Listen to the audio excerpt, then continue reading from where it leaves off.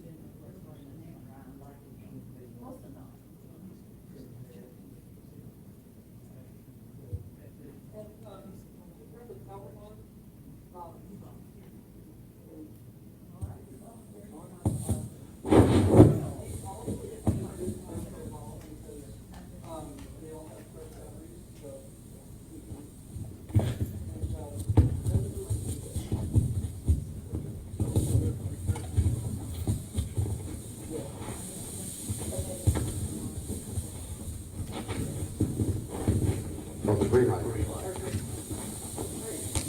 Yes. Yes. Okay. We're not giving any family secrets.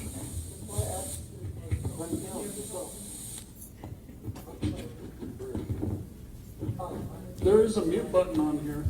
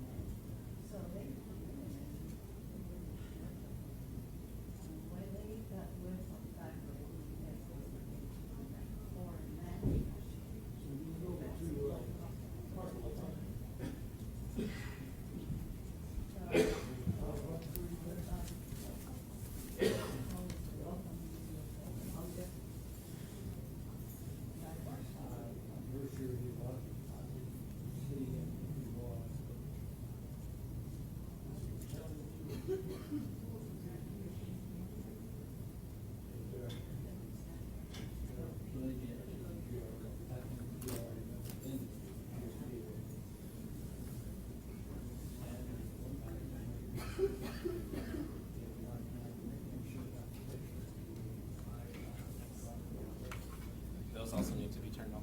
Okay. Good evening. Good evening. Let's try that again. Good evening. I apologize again for the late start, but I appreciate your understanding and your bearing with me. At this point in time, we are going to get started, and I'd like to open us in a word of prayer. Father, thank you for this country that we live in. Thank you, Lord, for all of the freedoms that we enjoy. Thank you, Lord, for allowing us to all come together tonight to communicate and to engage in open discussion with one another. Father, I pray that you would please continue to bless our president and bless this country, Lord. And I pray for a revival in this land, that you would heal this broken land. Father, I thank you for republicanism, and I pray that this forum tonight would be used to change hearts and minds to you, Lord. Please continue to bless this country and the Republican Party, Lord. In Christ's name I pray. Amen. All right. At this time, I will tell you how the order of the panelists will go. So presenting tonight will be Bill Beahan on immigration, Ron Webb on gun rights, Kim Fletter on socialism, myself on abortion, and Howard Miller on American greatness. Before we continue, I would like to introduce our moderator. Our moderator is Ms. Carol Powell. Ms. Powell is the general manager at the Holiday Inn Express and Suites / Helen Convention Center and the Best Western Sure Stay hotels in Helen, Georgia. She has been employed with Reinhardt Management as a sales director and general manager for 18 years. Previously, Ms. Powell was a contracts manager for Consolidated Resorts in Maui, Hawaii. Ms. Powell attended the University of Montana and has earned her Certified Hospitality Administrator designation in the hospitality industry. She currently serves on the board of directors for the United Way of White County and the executive board of the Helen Arts and Heritage Center. Ms. Powell continues to work on many community committees to preserve the historical features of White County and promote economic development through tourism. Ms. Powell has been married to Patrick for 37 years and raises quarter horses and Great Pyrenees dogs. Please welcome Ms. Powell to moderate our forum. Thank you for coming out tonight. We hope to gain some good insight tonight and really do appreciate all of our participants. We have a great speakers this evening. And so first, I'd like to read, let's see. The way this is going to work, we're going to have, we're going to have the Pledge of Allegiance, but first of all, I need to introduce all of our speakers. And the first speaker is Ron Webb, and he's going to speak about gun rights. Ron Webb served in the U.S. Air Force as an air policeman from 1962 to 1966 with a tour in Vietnam in 1965 to 66. He has a bachelor's degree in criminal justice from Georgia State University and a master's degree in public administration from Central Michigan University. Ron served 4 years with the Georgia State Patrol and 6 years as a special agent with the Georgia Bureau of Investigation. In 1978, he was appointed as a special agent with the Federal Bureau of Investigation and served 22 years, attaining executive rank as an assistant special agent in charge. Ron retired from the FBI in 2000 and moved to Sati, Nacoochee in 2006. He's a member and trustee of the Nacoochee United Methodist Church, where he's the past president of the men's group, and he has served as past president of the North Georgia Veterans. Headquartered in Big Canoe, Georgia, and is the founder and current president of the Northeast Georgia Veterans Society, headquartered in Cleveland, Georgia.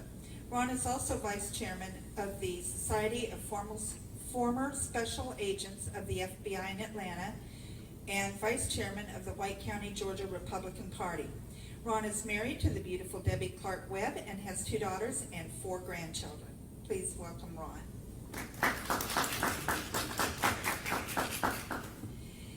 Our next panelist is Kim Fletter, and she's going to be speaking on the dangers of socialism. Kim is a constitutionalist, researcher, political, and Christian activist. Kim is also a member of several North Georgia patriot groups. Kim is dedicated to protecting U.S. sovereignty, state sovereignty, individual rights, and religious freedom. Kim is the published author of Love, Life, and the Shadow of Death.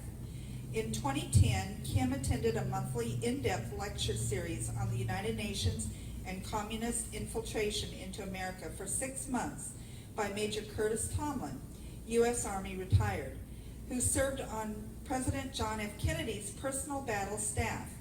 Major Tomlin was trained by FBI agent W. Cleon Skousen, who wrote the books The Naked Communist, The Naked Capitalist, and The 5,000-Year Leap.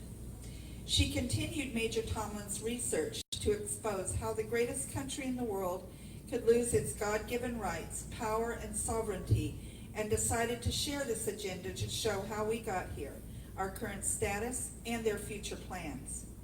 Kim has been educating citizens since 2015 on UN treaties, agencies, organizations, and vehicles used to implement UN goals, the Interfaith Initiative and infiltration into the church, regionalism, Common Core curriculum, and sex education, refugee resettlement and population redistribution, nationalization of police, fire, emergency management, agritourism, sustainable development, in other words, smart growth, and human rights and more.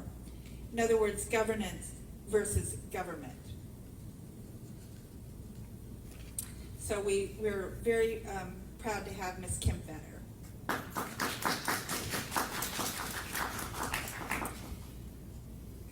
James King will be speaking to us on abortion. James is the chairman of Young Republicans of Northeast Georgia, which is headquartered in Cleveland, Georgia, and serves the 9th Congressional District of Georgia.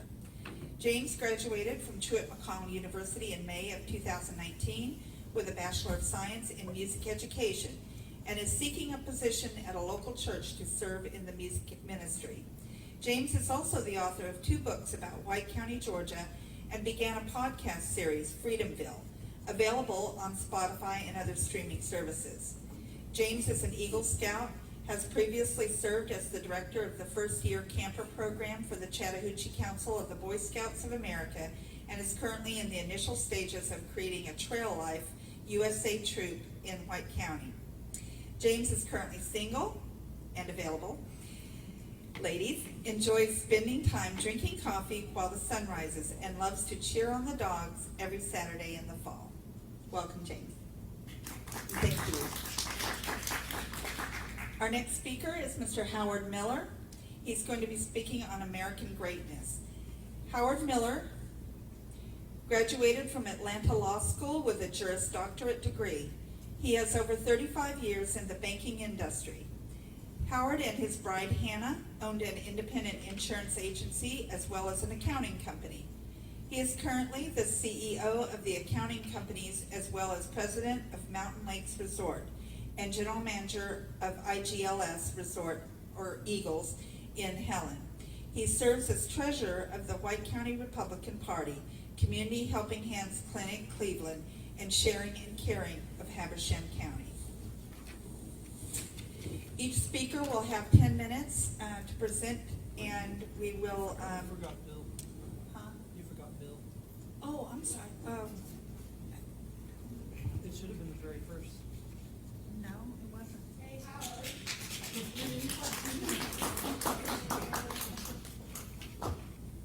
That's not here, James. Oh, I found it under something else. I'm sorry about that. We do have another speaker, is Bill Beahan. He's going to be speaking to us about immigration. Bill Beahan became involved in conservatism in the early 1970s when his future father-in-law started giving him copies of Human Events, the book Human Events. Bill worked on the 1976 and 1980 Reagan campaigns and had the privilege to meet President Reagan several times. Since Bill has always loved to read, he has become very well informed on issues. Bill has been heavily involved in church activities, the Republican Alliance, the pro-life movement, and the John Birch Society. Welcome, Mr. Beahan. Have you done the Pledge of Allegiance? There's no flag. That's my fault. Okay. All right. And can we start with Mr. Beahan? And he. Oh, okay. Okay. Each topic will have 10 minutes to be presented by the assigned panelists, followed by a 10-minute question and answer session on the topic between the audience and the entire panel. Let's see. And we did have some questions that came in on social media and his website, so we are looking forward to also getting to those.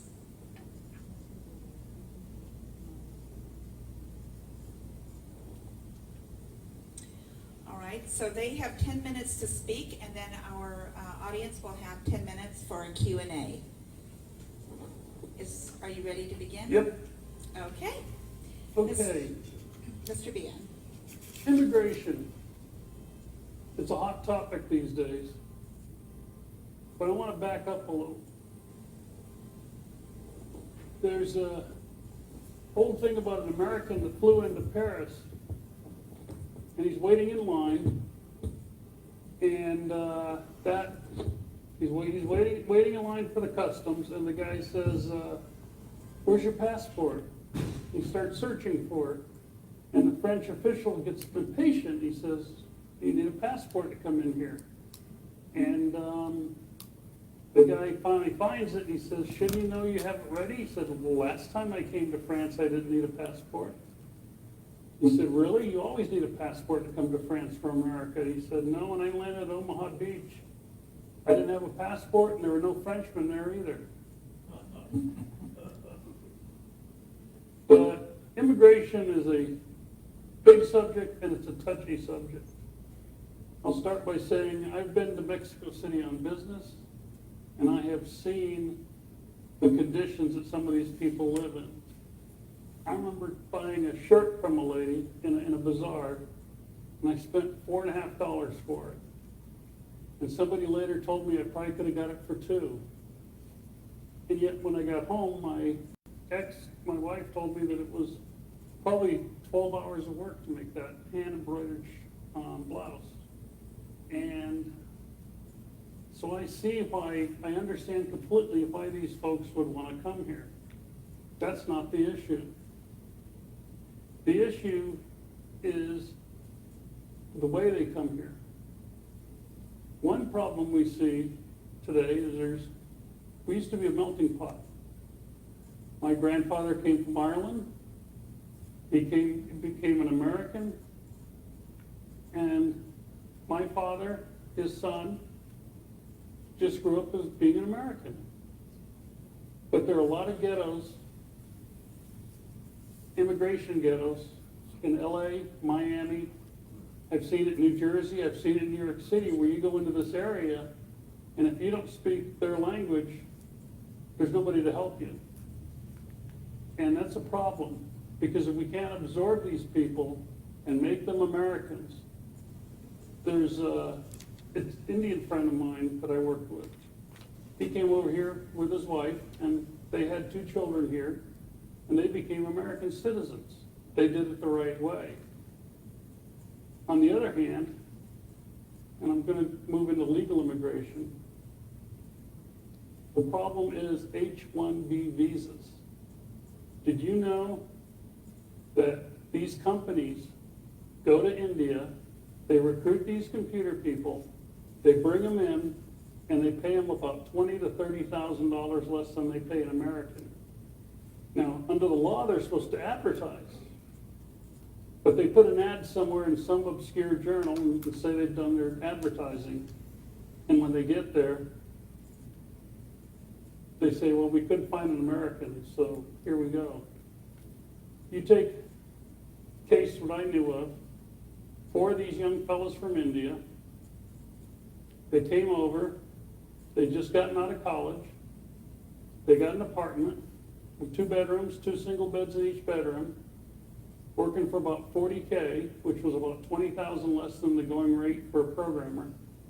They stayed 5 years, and each one of them went home with about $100,000.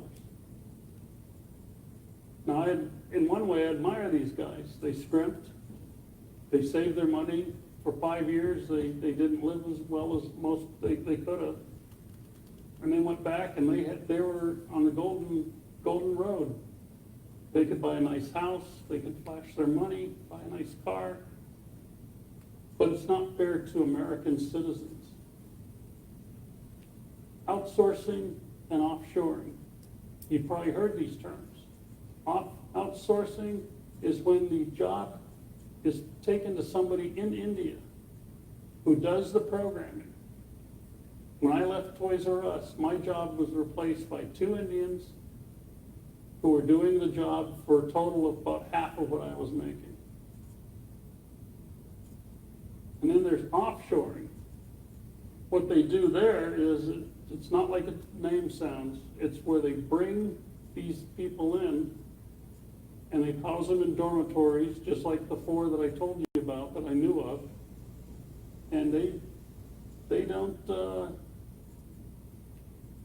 make as much as everybody else, but they're happy because they're so much better off than where they were. And it's costing Americans their job. At Disney, their IT people went through a state when they started doing this, they had to train their replacements. They were called into a meeting and told that we're bringing these people in, they're going to take over your positions. It's going to be a 6-month period. If you train them, they'll get a bonus. If you don't stay and train them, you won't get anything. It's just not fair to these people. But the biggest issue is illegal immigration. And there are several things that this costs. This costs every one of you money out of your pocket. The expense of kids in public school, the expense of in-state tuition. Some of these northern states are giving in-state tuition to illegal aliens. New Jersey, just last year, spent $38 million. I just got this out of northjersey.com yesterday. And there's other expenses. Dealing with all these people, the cost of the border patrol, everything like that. And it's a personal thing too. Jobs are lost. My grandson, who's now 22, went looking for a job when he was in high school. And he went from fast food place to fast food place. And a lot of them, the first question asked was, can you speak Spanish? And the people that were a lot of these places were illegal. But like I said, I don't blame these people themselves. I blame the system. It's not set up to be America for Americans. And Americans, of course, are everybody. The melting pot. I just did 23andMe. I have relatives from France, England, Ireland, and Switzerland. So my ancestors came over, but there's a lot of jobs that are lost right away. When you get 1 million people coming in illegally a year, and 1 million people coming in legally, and then another 500,000 that overstay their visas, after a while, you lose your ability to absorb these people. And it's like a lifeboat. You get a lifeboat that's got a capacity of 25, you get 25 people in it, you find somebody swimming along, you bring them in. After a while, though, the boat starts getting real low in the water. And then you got to start making some decisions. It gets tough. The other effect is that wages are depressed. Because Americans, these starting programmers in northern New Jersey were working for $40,000, $45,000 a year. Whereas kids out of college, American kids out of college were getting 55, 60 maybe. And so they said, why should I pay you 55 or 60 when I get this other guy for 40? So it depresses wages. It's got a domino effect. And then, I want to give you some facts.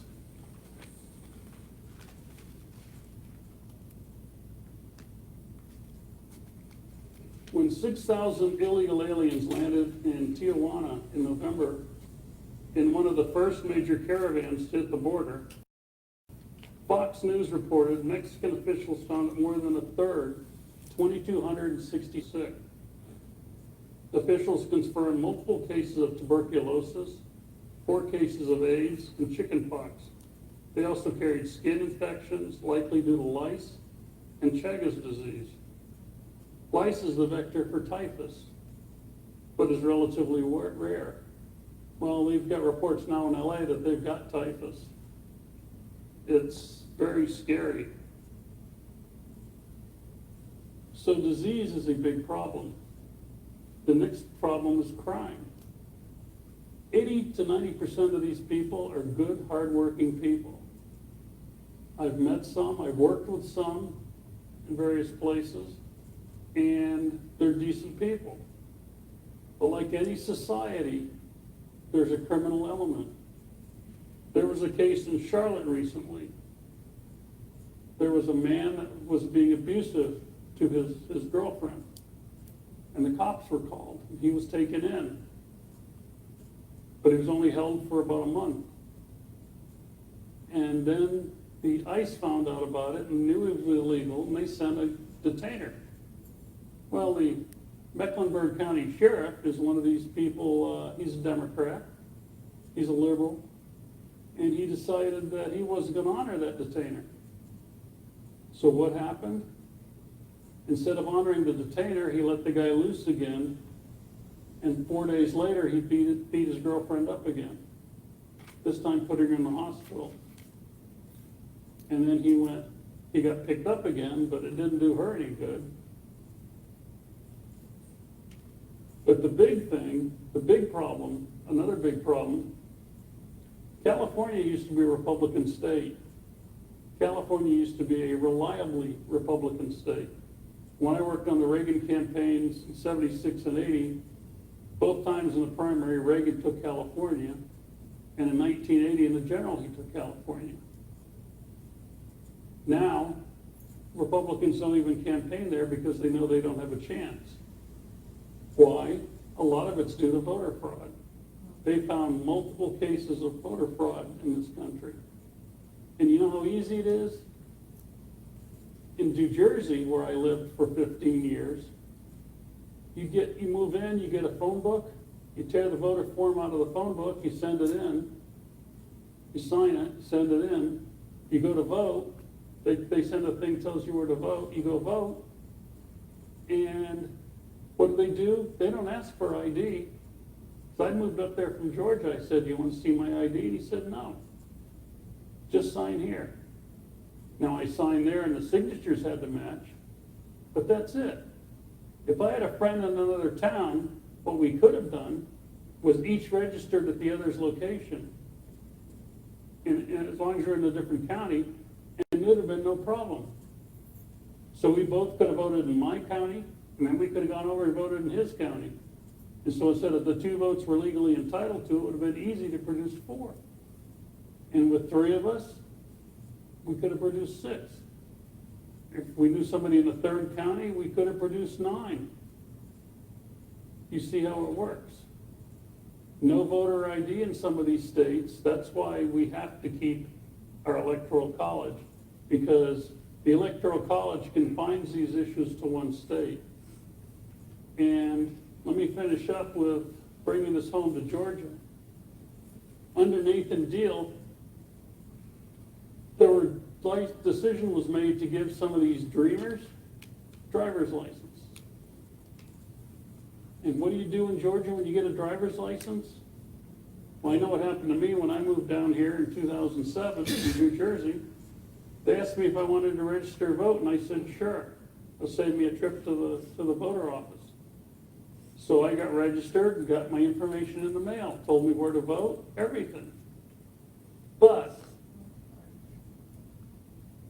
these illegals have driver's licenses. What's to prevent them from going down and signing up? Now, one of our better state senators, Josh McCoon, tried to put a bill through that would stop this and prevent it from happening. He was stopped by GOP leaders in the Capitol. Then he weakened the bill to put in some of the things they wanted. And the bill passed the GOP state Senate by a 2/3 majority, but expired when it was denied any hearing in the GOP House, run by the Chamber of Commerce-friendly Republican Speaker, David Ralston. That's another problem that I'm not going to go into, but that is a problem. In Georgia, as Republicans, I assume everybody here is a Republican, you've got to decide, are you a grassroots Republican who wants conservatism, to triumph? Or you want to do what the Georgia Chamber of Commerce says? That's my question. And the Chamber of Commerce wants these people to come in because they want the cheap labor. They don't care about you. They don't care about me. They don't think long term. They think about the next quarter, the quarter after that, because the CEO is going to retire in a couple of years anyway. They want the cheap labor to make their profits look good. And that's just not right. So I've only touched the surface of everything here, but I've listed a lot of the issues. And I hope everybody can do a lot of thinking about this, and I'll finish with 3 words: build the wall.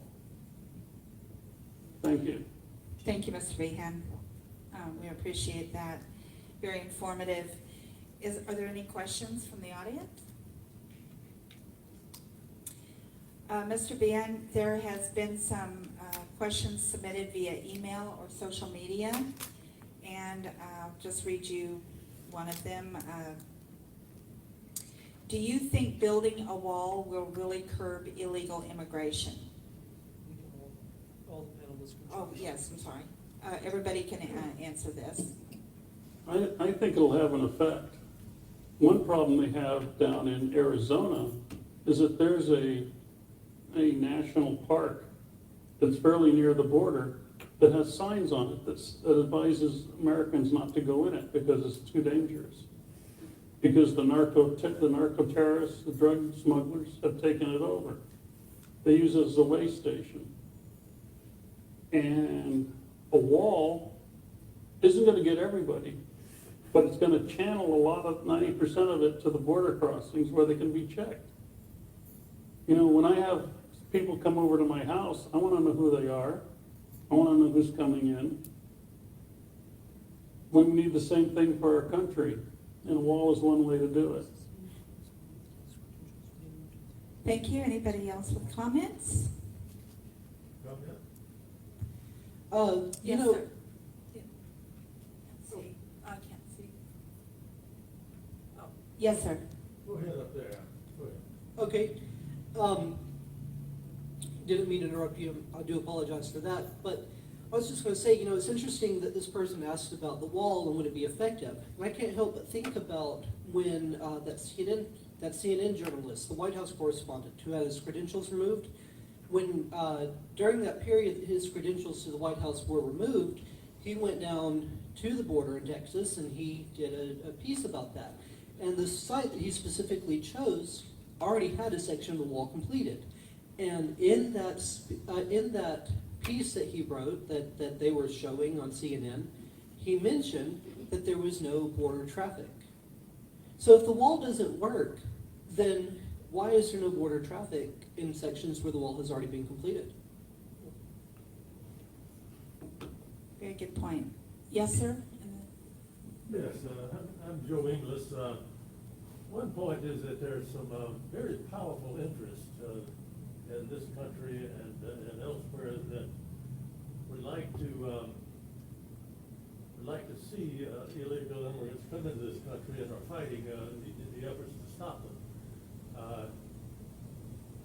These powerful interests are working towards integrating first the economy and then the actual nations of the United States and Canada and Mexico. You may hear in the news recently about the United States-Mexico-Canada Agreement, the USMCA, which is the current version of the North American Free Trade Agreement, NAFTA, called NAFTA. Well, to go back a little bit in time, there was a counterpart that started out in Europe as the European Coal Commission, that today is the European Union. Originally, it was just a free trade agreement, but that evolved into a super government called the European Union, and today there are 27 nations within the European Union that have lost their ability to govern themselves. Today, we have Britain, United Kingdom, working very hard, many within that nation trying very hard to get out of the European Union. They've lost their sovereignty. They can't make decisions for their own country anymore. Well, these same powerful interests are working towards creating something similar to that here. They're working toward creating a North American Union, which is a combination of the United States, Mexico, and Canada. So and through that agreement, the USMCA is coming up before Congress very soon, and it's extraordinarily dangerous. But one of the reasons that one of the tools that they're using is to race the borders between the various countries, and they're using illegal immigration to do it. They're melting the populations of these three countries together and just erasing the border all together, so that there would be less opposition to merging these nations. So this is something we need to be aware of, and call on our congressmen, our senators to defeat this USMCA coming up. Thank you, Mr. Inglis. Very, very interesting commentary. Thank you for that. Anybody else? And we can move on to our next speaker. Is anybody else? I'm Yes, sorry. I would just like to add, I know I think about 10 years ago, south of San Diego, they built a wall for about, I'm not sure the exact length of it, but it was 40 to 50 miles. And that wall built during the Bush administration, it decreased illegal immigration by over 50%. So I think that saying the wall will not work is not valid, especially with the importation of drugs. It definitely inhibits drug trafficking. Thank you, Mr. Webb. And actually, you are our next speaker. So Mr. Webb is going to speak on gun rights. I got some of my material from a article out of the Federalist Society of Ryan Kleckner. He's an attorney and a former Special Forces operator with the U.S. Army. And he had an approach where he debunked the popular arguments of the gun control advocates. And his first one was, the Second Amendment only applies to the right to own guns for use in a militia. Well, our Second Amendment reads, a well-regulated militia being necessary to the security of a free state, the right of the people to keep and bear arms shall not be infringed. Our Constitution does not give us rights. Rather, it affirms rights that we already have in order to safeguard them. Note that the Second Amendment didn't read the right of people to keep and bear arms. That isn't given by that language. Instead, our rights to keep and bear arms, which exist outside the Constitution, is protected by the government. In 2008, in the Supreme Court case, District of Columbia versus Heller, the right of the individual to bear arms was affirmed by the Supreme Court decision. It was an individual private right. Justice Scalia wrote, the militia is mentioned as a goal for the protection of our right to keep and bear arms. It's not a requirement. A helpful analogy would be a well-educated electorate being necessary to the preservation of a free society. The right of the people to read and compose books shall not be infringed. In this example, you can see the right to read and compose book is not reserved to those that are registered voters or just well-educated people. Instead, the goal is for all the electorate to have the tools for an education and free expression. Likewise, our right to keep and bear arms is protected in the event a well-regulated militia is needed to defend our country. or defend ourselves from the tyranny of a tyrannical government. You know, some people may say that we have the Constitution that protects us from a tyrannical government. I beg to differ. We do have the separation of powers, states' rights, the right of habeas corpus. Those are well-established laws, but those laws can be changed. I think the Native Americans would have grounds to present a case that they were subjected to a tyrannical government. I think African Americans could have a persuasive argument that a tyrannical government imposed slavery on them. So I believe that our rights to keep and bear arms is most important to protect us from a tyrannical government, which was the reason for the Second Amendment in the first place. The second argument, the Second Amendment only applied to muskets. Anti-gunners often claim that modern rapid-fire arms are not protected.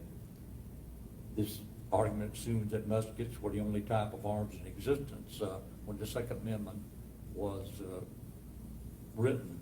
That's not true. They were repeating rifles at that time, and the muskets were military-grade weapons.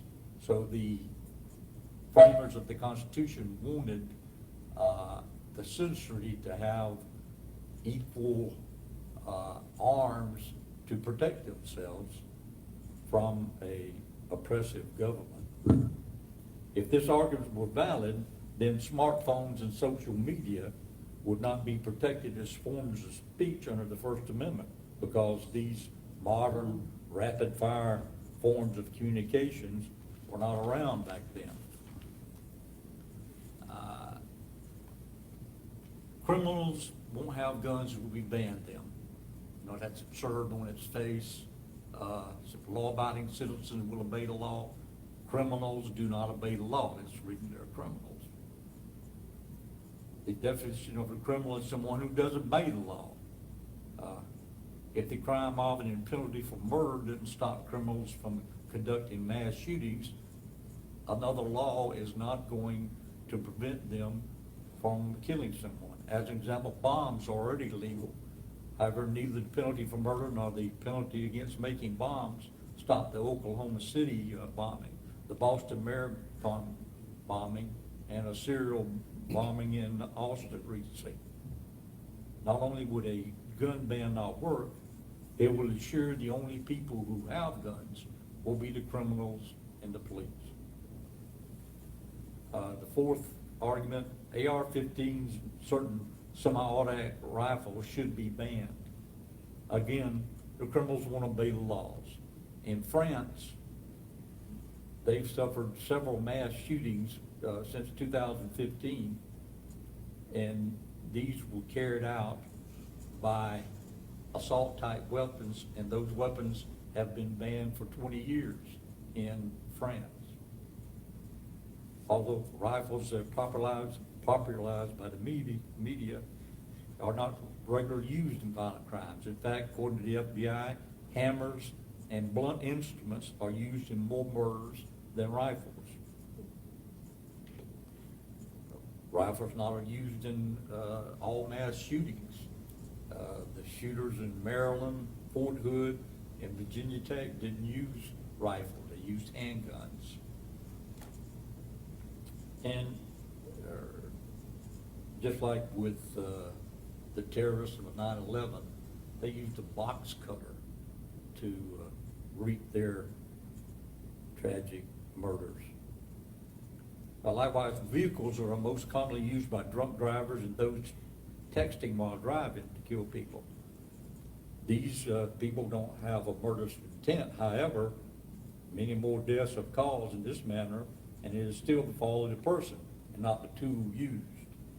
And recently, San Francisco City Council proposed that they declare the NRA a terrorist organization. Will the City Council also call the Alliance of Automobile Manufacturers terrorists? Because cars kill over twice as many people as guns. The Alliance for Automobile Manufacturers is a lobby group that promotes sale of cars. The NRA is a lobby group that promotes the sale of guns. What is the difference?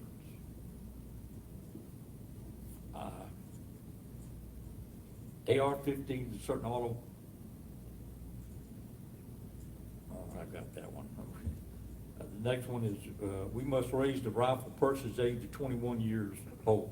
Currently, under federal law, an 18-year-old can legally purchase a rifle or shotgun, but the purchaser must be 21 years old for a handgun. Either 18-year-olds are adults or they aren't.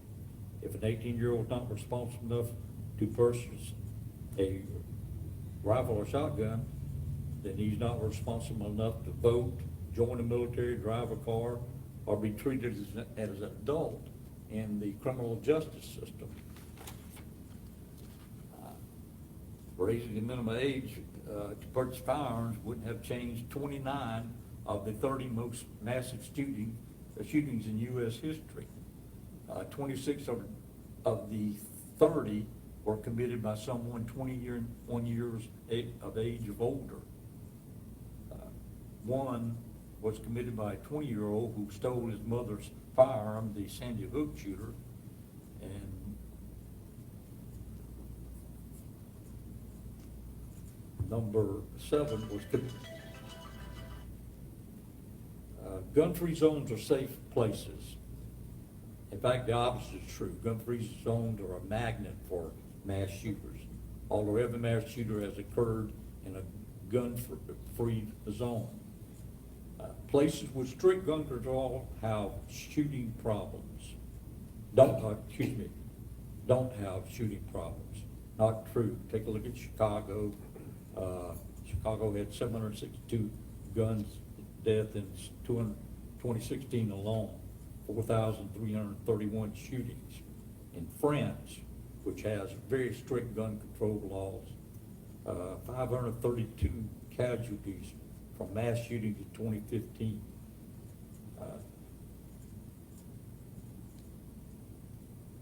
Reducing guns will reduce gun violence.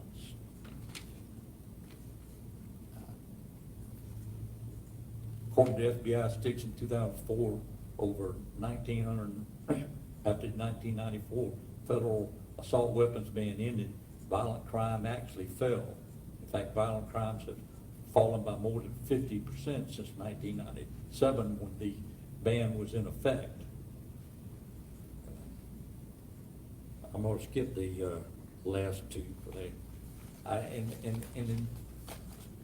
In the gun ban vein, I'd also end with, of course, in Germany, Hitler banned guns for the Jews from having guns, and over 6 million were killed. In Russia, Stalin banned private gun ownership, except for smooth bore shotguns, and millions were murdered. In China, in 1938, Mao declared political power grows from the barrel of a gun. He outlawed gun ownerships, and up to 2 million people were killed by the government or government thugs. In Venezuela, they banned private gun ownership in 2012, and they have the second highest murder rate in the world. Honduras is the only one. Venezuela has 56 homicides per 1,000. The U.S. has 5.3. That's my lecture for tonight. Okay, thank you, Mr. Webb. Any questions from the audience? Oh, Mr. Beahan. I find it interesting that the shooter, does everybody remember the theater in Colorado that was site of a mass killing? Yes. What a lot of people do not know is that that shooter passed 4 other theaters to get to that theater. Why? Those other theaters were not gun-free zones. The theater he did the shooting in was a gun-free zone. He knew that he would have less chance of facing opposition there. Yes, Mr. Inglis. Yes, the point that Mr. Webb was making about the origin of the Second Amendment, primarily being to protect against our own government turning into a tyranny against its own citizens. You would consider it at the time of our founding what was going on. They just finished the Revolutionary War. Our people here were actually British citizens, and they were disarmed. They were attempted to disarm in the first battle, right at Lexington Green. The battle at Concord, if you recall, was when the British were going to take the colonists' armor guns away at the armory. So they were attempting to disarm the colonists. So it was a tyrannical government, British government, that our framers of our Constitution were thinking about when they crafted the Second Amendment. They weren't crafting the Second Amendment to protect our hunting rights or even to protect our ability to protect our homes from robbers and burglars and so forth. It was to protect our citizens from a good government that they were creating, never turning into a tyranny. So and there's all these arguments about well, you don't need a AR what is it? AR-15. AR-15 to go hunting. Well, maybe you don't, but consider if you had a tyrannical government, if you had a single shot 22 rifle, how much good you could do against the heavy armament of the machine guns and tanks and so forth of the tyrannical government that's crushing you. So we have to put down these straw men that they throw up about the reasons for the creation of the Second Amendment. It was to protect us from a good government turning bad. That is the basic reason for it, to me, is the most important reason, is to protect you from the tyranny of oppression by a government. I'm going to point out one thing. You think it doesn't happen, even today. Here's a book called Death by Government. The author is R.J. Rommel. He catalogs in here one government after another that has murdered its own citizens in mass. He goes into Nazi Germany. He goes into the Great Leap Forward in Communist China, where they killed 60 million of their own citizens. He goes into Soviet Union, Soviet Russia right after the revolution, where they starved to death millions of their own citizens. Here's a good book that demonstrates in great detail how governments can turn criminal against their own citizens. I recommend it to you. It's called Death by Government by R.J. Rommel. Okay. Thank you. Thank you very much. In that same vein, I'm sorry, go ahead. Okay. You go ahead, I'll follow you. Well, I was just gonna say it kind of feeds off of what he just mentioned on, online question was, why does anyone need a semi-automatic assault rifle? I wanted to, go ahead, I'm sorry. Go ahead. It sounds like the questioner doesn't really understand what semi-automatic means. Semi-automatic means you pull the trigger once and it fires one shot. If you want to fire another shot, you have to pull the trigger again. Then eventually you run out of whatever's in the magazine. Now, one of the arguments used is limit the magazines to 10 shots. It's very simple to train yourself to be able to change magazines within 2 or 3 seconds. The military can do it in less, but you can change magazines very quickly. And that 10 shot minimum means nothing to anybody who knows what they're doing. But what people confuse with is these big, scary guns that look like what the military has. Well, they do, some of them. Some of them are built, some of the AR-15s are built to look somewhat like M16s. But they're different. They're built that way because, for the same reason that some people like to have a car, a sports car, a Mustang, or a Corvette, that looks like cars they see racing. Well, the same thing applies to guns. It's fun to have a scary-looking gun. But that gun, the basic mechanism of the gun, doesn't work any differently than the old M1 that was used in World War I. One shot, pull the trigger once, you get one shot. These are not automatic weapons. They're not the same thing. But everybody sees all these movies, you pull the trigger, you get 20 shots. It's not like that. I would answer the online question.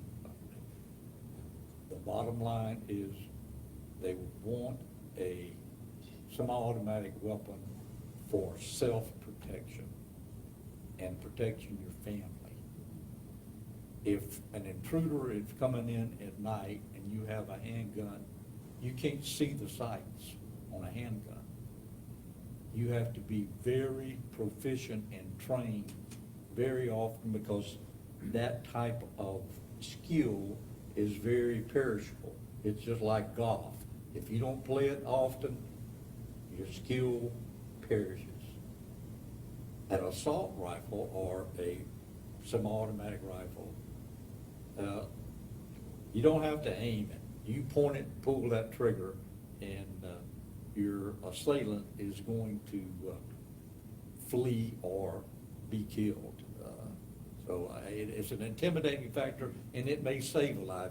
If he sees you got an assault weapon, he may run instead of continuing his criminal act. Very interesting. Yes, sir. My name is Michael Powell. I'm a resident of White County. In fact, I'm honored to live in the community with the speaker, Mr. Ron Webb. I understood you are a resident of the Saltee Coach area. Is that correct? Correct. I appreciate the letter that you wrote to the editor recently. An excellent letter. Thank you. I want to add one comment to the nomenclature of these defense weapons.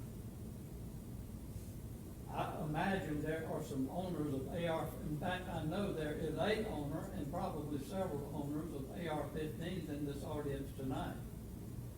And I would say that there's not a single one in here who owns an AR-15 to assault anyone. I would say that if each owner here tonight would probably say that they have their AR-15 as a major reason to defend themselves, particularly against the potential of a tyrannical government.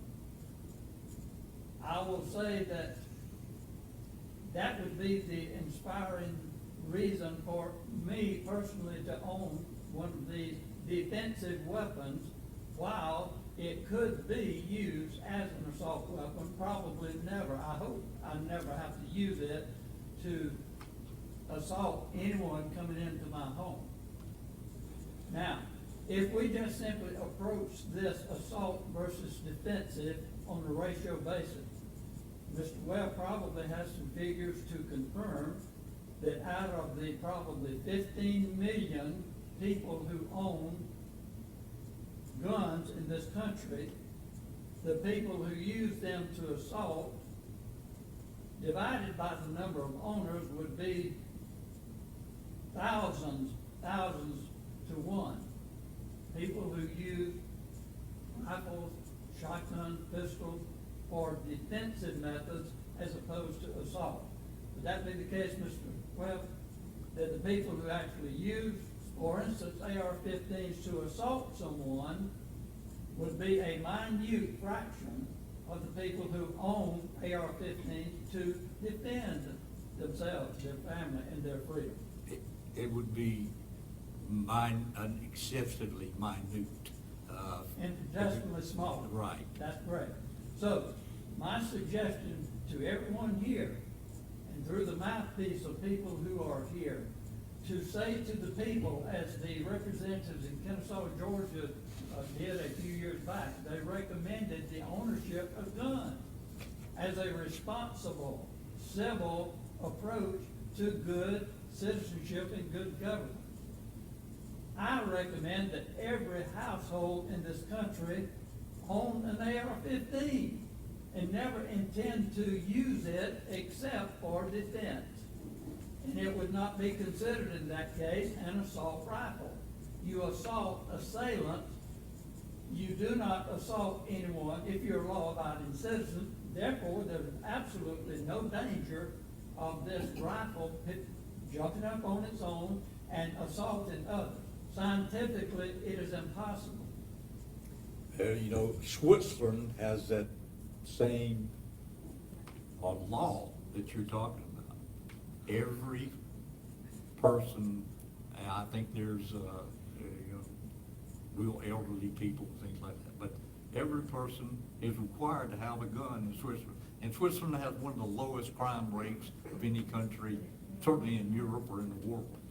I mean, it is, for crime rates, it is at the bottom of the list. And because they don't have that much of a standing army, they rely on their citizen militias for their defense. And every able-bodied person is required to have a weapon. Well, I want to add on to what Ron just said, and talking about what Mr. Powell said earlier. I've been following the thread, the debate going on in the White County News between Mr. Webb and some gun grabbers out there. And I own a gun. I'm a pretty good shot, but I'm not a gun enthusiast. So as soon as I saw that conversation, I started searching for more information about it. And it's like Ron just said.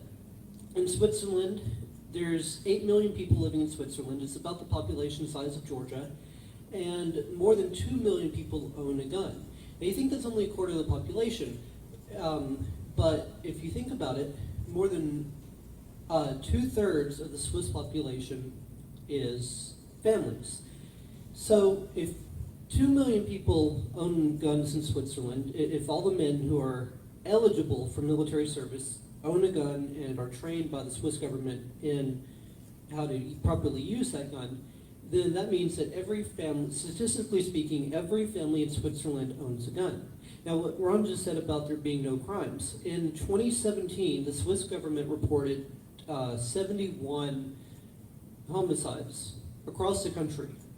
But of those 71, less than 20 were committed using firearms, and there were no mass shootings. And that 71 has only decreased since then. Last year it was in the 20s. For a population of 8 million people, that's almost non-existent. And so I don't think the problem is necessarily guns. I think the problem is people's mindsets. I mean, if you look at the timeline of mass shootings in America and the rise of anti-gun movements, it coincides, I think, with God being removed from schools. In the 80s, you see the Ten Commandments and Bibles being starting to take it out of the classrooms, and so and you see a rise of gun fatalities in the United States. I think the problem really is hearts and minds. I mean, there was an interesting article today that came out, or no, it was yesterday, sorry, letter to the editor. It was somebody who said that they were tired of people saying that guns don't kill people, people kill people.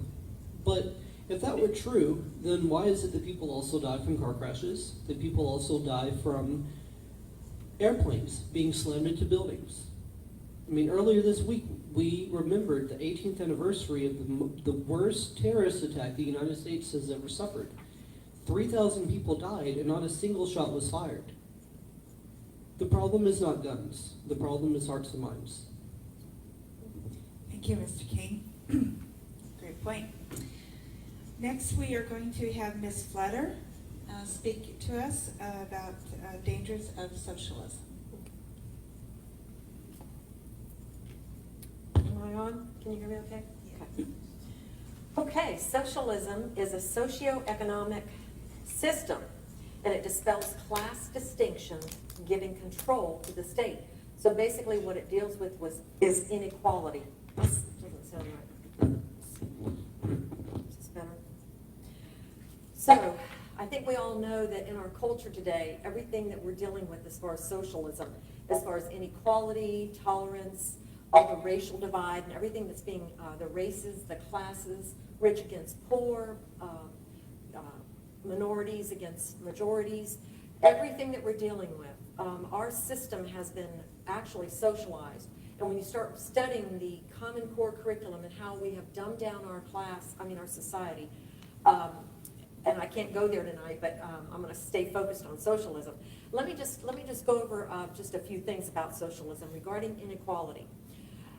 Teen Vogue magazine, which is the daughter of Vogue, said, quote, "The goal of socialism is an egalitarian society run by democratically elected reps for the benefit of all." And that's basically what we're dealing with, is social justice, social equity. You cannot legitimize the heart. You cannot. All of our rights were given by God. And what they're trying to do is coming right out of Marx and Engels. And when you look at what Marx and Engels stands for, it's called dialectic materialism, also known as scientific socialism. And so we are a social experiment. Let me just tell you, this emphasizes the importance of real world conditions in terms of class, labor, and socioeconomic interactions. Now, I study everything United Nations, and I find it very interesting that one of the 6 main arms of the UN is the Social and Economic Council. And so everything that we're dealing with as far as economics and in our social system is coming right out of the communists that are behind the United Nations. And you say, oh, Kim, the UN doesn't have any teeth. Well, it does, because they have put their policies through our own hand, through our own governments. And as long as you're a signatory government with the United Nations, which we are, you are going to adopt their policies. And most all of our presidents have helped us get here, some a lot worse than others. But getting back to studying socialism, because we have so many social democrats in our face now, we have the international groups called the Socialist and Communist Parties. Basically the Bolsheviks, if everybody remembers the Bolsheviks. They meet at the United Nations. That tells you a lot. Under them is the DSA, which is the Democratic Socialist of America. And of course they have tons of splinter groups. Trevor Loudon came and spoke to us from across the globe. And he said, folks, why would I come across this globe to tell you about socialism and how the communists have infiltrated your government and are? You could have heard a pin drop in the room. And he said, because if America goes down, the whole globe goes down, the whole world. And the socialists know it, and they are on steroids. Now, here's a few excuses that they give to support their ideology of socialism. Number one, the 1% exploit all. It's always about the 1%, the rich. Whites have unfair advantage. I have never in my history seen so many times where I, as a white person, am being pitted against everything and everybody. Number three, workers exploited by business owners. Really? That's why we have to have the minimum wage raised and all the other things that we're dealing with workers and fairness and all the rights, the human rights. By the way, the human rights is put in at the UN level and also on the state level. And I encourage everyone to watch the legislature for the Georgia House next year, because there is a bill that is very concerning. I think it's passed the House, and I think it's going to the Senate. It's for Senate Bill 426. But it has to do with tolerance and your rights, and that it's coming that you will be arrested for things that you say. Number four, justice. The justice system favors the rich, doesn't it? Number five, conservative Republicans are Nazis. Number six, freedom of speech is a cover for hate and intolerance. Number 7, last one, having wealth is unfair. So we have to spread that wealth, don't we? Well, guess what? Worldview matters. Your worldview matters if you have God in your view or if you do not, because all the isms are all socialism, communism, Marxism, all of the isms are coming right out of this. Marx and this dialectic, dialectic materialism. Now, worldview matters. So all of them are in the other camp. They don't have God in their life. So it's dog eat dog, right? Now, there's a quote by Ignacio Salone. Revolutions, plural, revolutions like trees must be judged by their fruit. Now let's just take a quick look and speak to what he just said about guns. Makes perfect sense because when you go back to the French Revolution, we're going to talk here about a society falling because they could not defend themselves and for other reasons. But French Revolution, we had the Germans, 50 million were killed under Nazi Hitler. Russia, we had 3 million under Lenin, 60 million under Stalin. In China, under Mao, we had 65 million. Now, this is according to a black book of communism. Under Cuba, we had Castro, Zimbabwe, Mugabe, and Cambodia, Pol Pot. Now, people say Scandinavia is a great country. Let's go to the Scandinavian countries. It's ideal socialism, isn't it? Well, let's look at it for a minute. They have what is called Healthcare Central. You have to go to Healthcare Central to get an appointment before you can even see a doctor. Get on the schedule.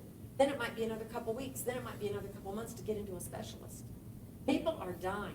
You know, I have a new saying that says, you can tell how great a country is by how many people are dying to get in and how many people are dying to get out. Let's take another look at the Scandinavian countries. Since they're so great, we should all want to move there. But Bernie and AOC and all the other socialists in our Democratic Party and Republican Party are going to change things for us. They're going to make it better. We're going to become like Scandinavia, right? Now, let's just look at a little bit about Denmark. Has a 55 to 61% income tax, 25% VAT and sales tax, and that includes your food. The other two countries in the Scandinavian realm are, I think they're around 15 and 12%, which is still high. But then you have to pay 180% when you purchase a vehicle. Sounds fair, doesn't it? Let's all take care of one another. Now, I started looking at some of the differences between socialism and capitalism because capitalism is such a hated thing anymore, right? I thought, well, if it's so hated, let me look at the socialist countries and see. So I started looking at the opposite.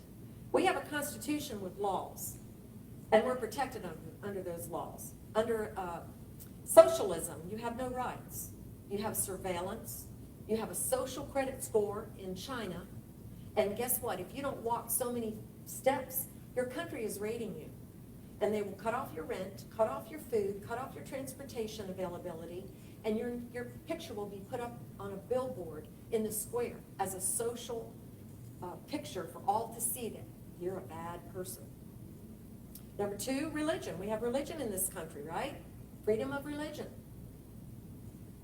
In a socialistic country, it's nationalized and it's controlled. And most of the time, Christians are killed. Let's look at food for a minute. You have food, all right? There's a story in one of the countries where, under communism, they had to walk to 3 cities just to get a potato. We have everything at our fingertips here in America, don't we?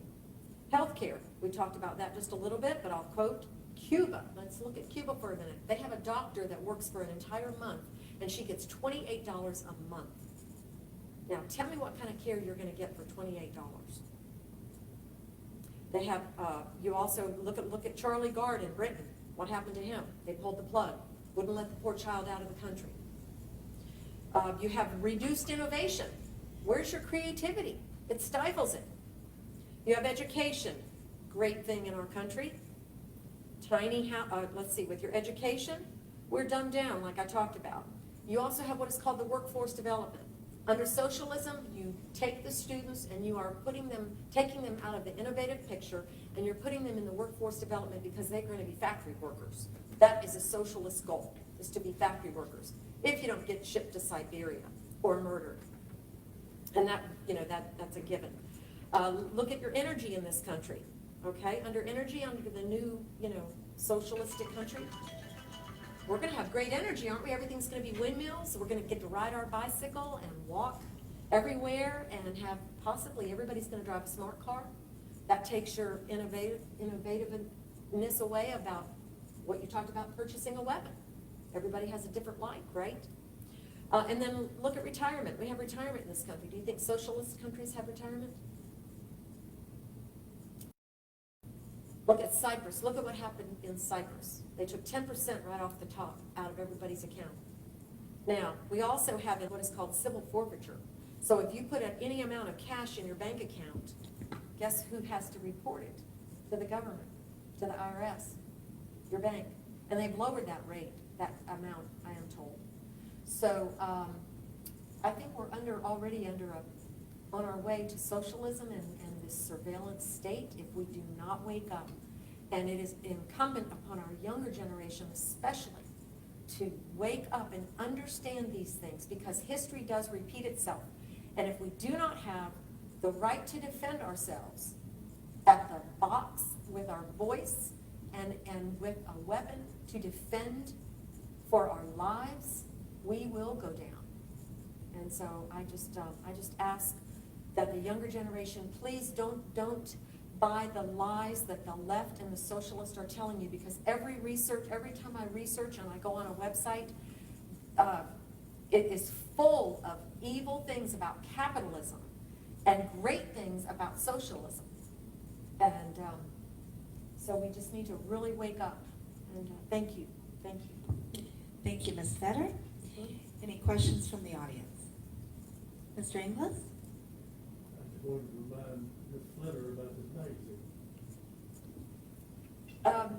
I'll mention it. We don't have anyone in the audience to give it to tonight, but since we have a listening audience online, we actually have a free publication that the John Birch Society has created, and it is a special report specifically on socialism, and it's called Socialism Jackpot. It's an excellent magazine, and we bought 40 copies to distribute tonight for free for anyone who might want some. Very good. We'll be able to do that. Yes, ma'am. You had a question? Yes, I do. I have a comment and a question at the same time. I wonder why people do not wake up and start strongly objecting and campaigning against our educational system. Because I am in the local schools all the time, and I see these kids that cannot read, but they already have some very heavy indoctrination worked on them every day. And so it starts in kindergarten. It starts with all of these drag queen and miscellaneous artificial stuff that they're promoting out there. It starts with the fight against life at every level, from abortion to homosexuality to 15 genders to euthanasia to you name it. So I'm very concerned about our young people, because they have been fed for probably the last 20 years at least, but probably more likely 50 years. They have been fed a steady diet of pro-socialist, pro-egalitarian mumbo jumbo. And one thing that really concerns me, and I'm not sure why this is happening, is that people from the outside can see more clearly what's happening in our country than people from the inside. I'm talking about Trevor Loudon and Dinesh D'Souza and people that come from other countries that are very concerned about our constitutional republic. Thank you. Yes, ma'am. Thank you. Well, I have a degree in education, so I can kind of answer, having looked a little bit on the inside at least. I think that to answer your question, that that it might be appropriate to kind of compare what's going on with the Boy Scouts of America. 100 years ago, the Boy Scouts of America was compared by many as almost like a paramilitary organization. I mean, it wasn't quite that far, quite that extreme, but it truly prepared young men to become leaders, to exist in society as people who would stand out, who would serve their community, and who would have the skills to go on to survive on their own if they needed to, and to help their fellow man. But if you look at what's happened in the Boy Scouts the past 5 years, I mean, you see in 2014 the repealing of Don't Ask, Don't Tell. In 2017, the inclusion of biological females, thus creating a co-ed environment. 2018, you see the word safe space appearing in the training manuals and the youth protection and things like that. And you just see this sudden decline of Boy Scouts, and that's what made me get out, ultimately, was just now, the most recent thing being the absence of Christianity. I was threatened with termination because I read from the Bible in a scout camp.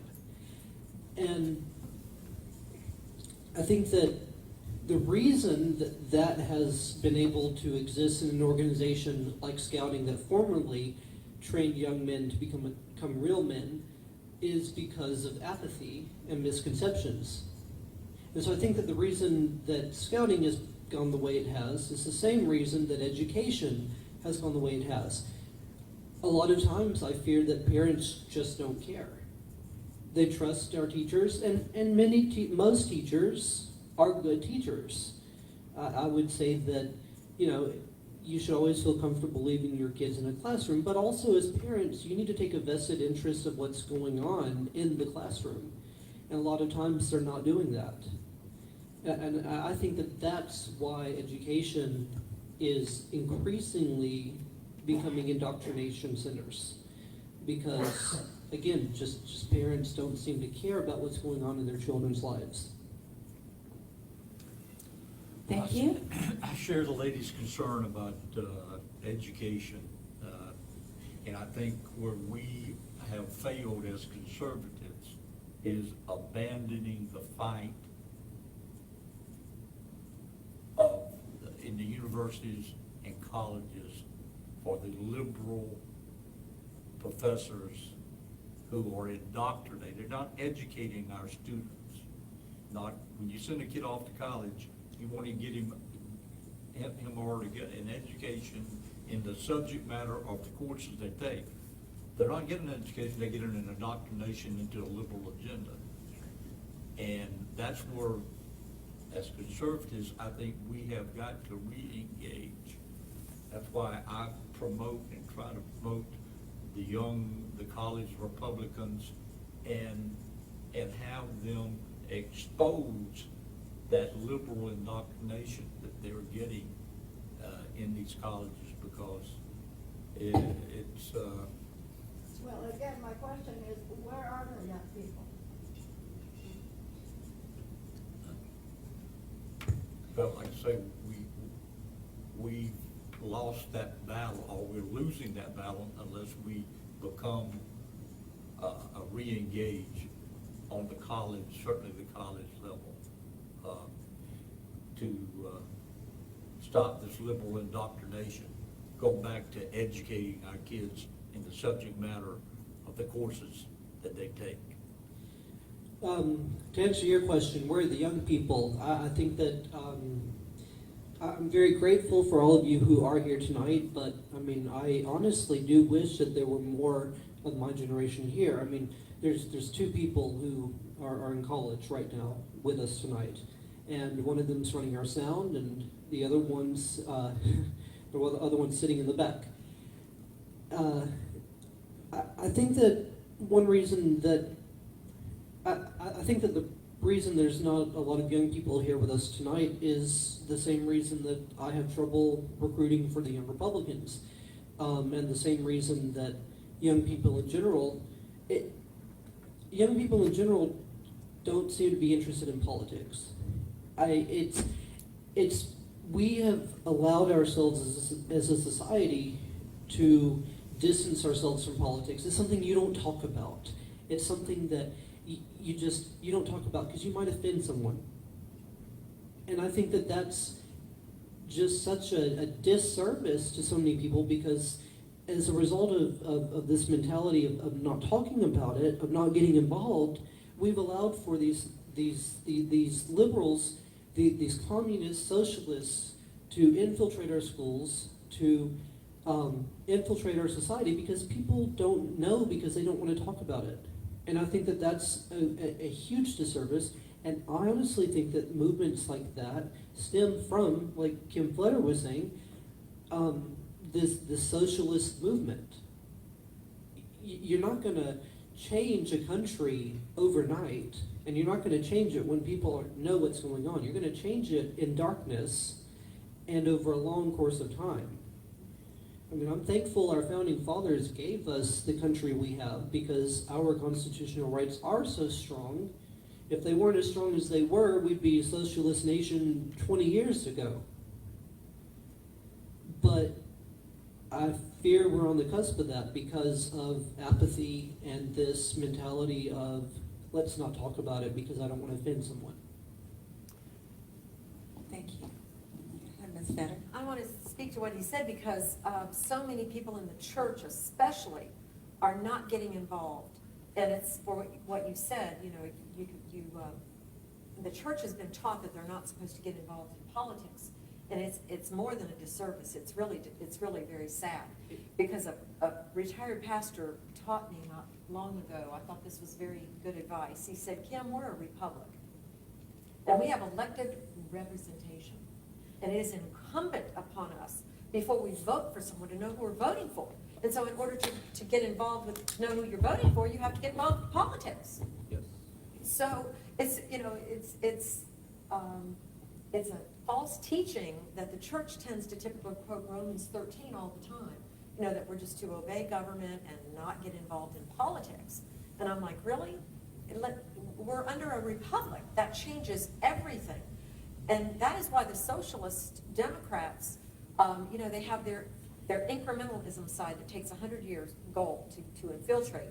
And Bella Dodd was a communist in the 30s and 40s for 19, I think, years. And she went before the HUAC committee, the House of Un-American Activities, and testified.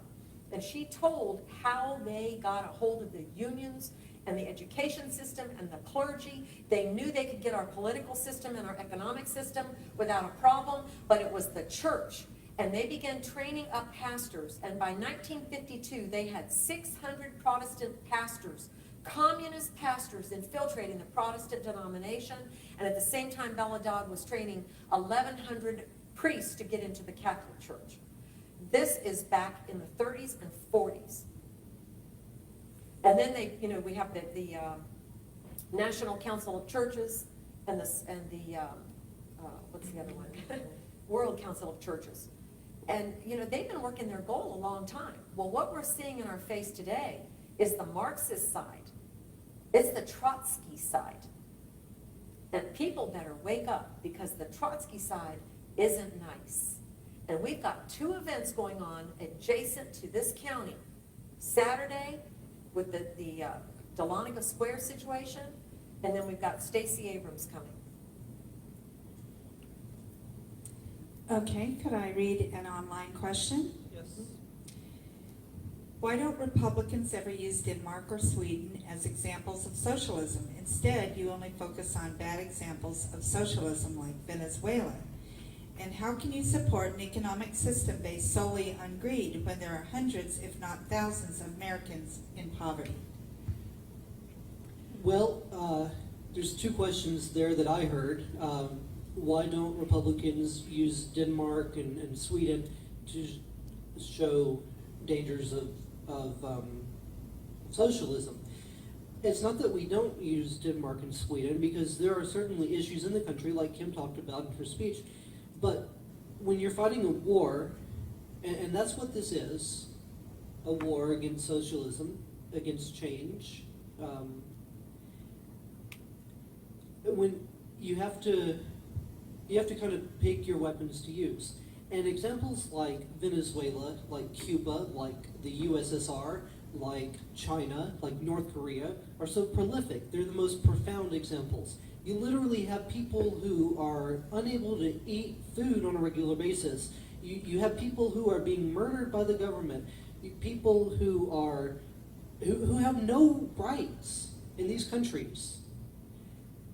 And we keep coming back to those because I mean, those are just part of my language. Those are hellhole places to live. I can't imagine being in Venezuela right now or in North Korea. I think Kim answered the question. Yeah, she did. She did because of all the taxes they make. And I ask you, hey, did Sweden put a man on the moon? Did they invent a computer system that runs 90% of the world's computers? Did a Dane do that? Did they invent the cure for polio? Socialism stifles inventiveness, entrepreneurship initiative. You're not going to have a socialist society that's going to progress the whole society like a democracy will, in which you have to have an incentive for these people, that the entrepreneurs and the engineers, whatever, aspire to. Wealth is a great motivator. So unless you have that, you're not going to have progress in technology, science, medicine that we have. And I'll tell you one thing about Denmark and Sweden. Denmark and Sweden sit there. Denmark was very close to East Germany. Sweden was very close to the post-Soviet Union. Yet they never felt threatened. They were never threatened. Why not? Well, their defense budgets are much lower than ours because they're spending so much on their socialist redistribution. The healthcare system is much more expensive there than here overall. Everything is more expensive. Their standard of living is lower. Yet, when you look at the government budgets, you find that their defense spending is much lower as a percentage than ours is. Why? Aren't they worried? They're not worried, because who protects Sweden? Who protects Denmark? The United States military. If one of those countries were attacked, we'd be there. We're obligated under the NATO treaty. But they're not ready to defend themselves. You look at the states that are against Russia, Lithuania, Latvia, and Estonia, and Poland, Hungary, Czechoslovakia, the Czech Republic and Slovakia. Now they're trying to protect themselves because they worry about Russia. But these other countries, these socialist countries, hey, it's a party. It's like a kid going to college. He doesn't worry about his student loans. He says, I'm going to have a good time in 4 years of college. He does after. He does after.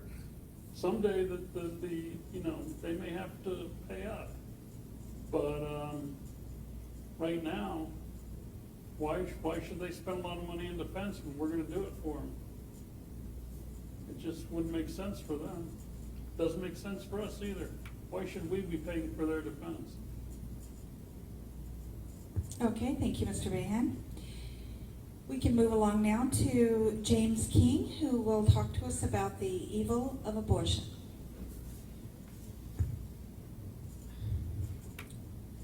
I believe, I believe in a woman's right to choose whether or not to have sex. But once a woman chooses to have sex and a child is conceived, it is undeniably and uniquely human. See, according to the Mayo Institute, according to the Mayo Clinic, when a sperm and an egg meet in the womb and conception occurs, you have what's called a zygote. And a zygote contains unique human DNA that is separate from the mother's, it's separate from the father's. It is undeniably human DNA. And a zygote is the very, very beginnings of a fetus. So from the beginnings of conception, there is undeniably a human being within the womb. And around 6 weeks of age, that child begins to develop a heartbeat. It develops a brain. It starts to develop a brain, and it starts to have its first neurological impulses while having a heartbeat. That's one reason that Georgia's heartbeat law was criticized by a lot of people, because it would restrict abortions at 6 weeks because of the presence of a heartbeat and neurological impulses. Now, the Webster Dictionary defines a lot of things as being necessary for the qualifications of life, but chief among them are the presence of a heartbeat. So, at 6 weeks of age, a fetus is undeniably a human being. Again, it's undeniably a human being from the time of conception, but it's undeniably a human being at 6 weeks of age, and it's undeniably living. It shows all of the signs of life at 6 weeks following conception. So, to abort that child is to murder that child. It's no less than murder. And I propose that the pro-choice argument that says that this is a women's rights issue is in fact false. And even the claims that they use are false teachings as well. If this was a women's rights issue, then why aren't we exploring solutions to actually help women? Why aren't we talking about reforming the adoption system so that children can have a better future if a parent's not ready to have that child? Why aren't we talking about providing women with financial compensation to help with pregnancy costs? Why aren't we talking about giving them counseling if they need the emotional support? This is not a women's rights issue. This has always been a children's rights issue. Because in the womb, that is undeniably a child. And murdering that child does not help the woman in any way. It doesn't help anybody in any way. It harms the woman. It has health repercussions later on. The woman will be less likely to conceive in the future. The woman will likely struggle with emotional difficulties following that abortion.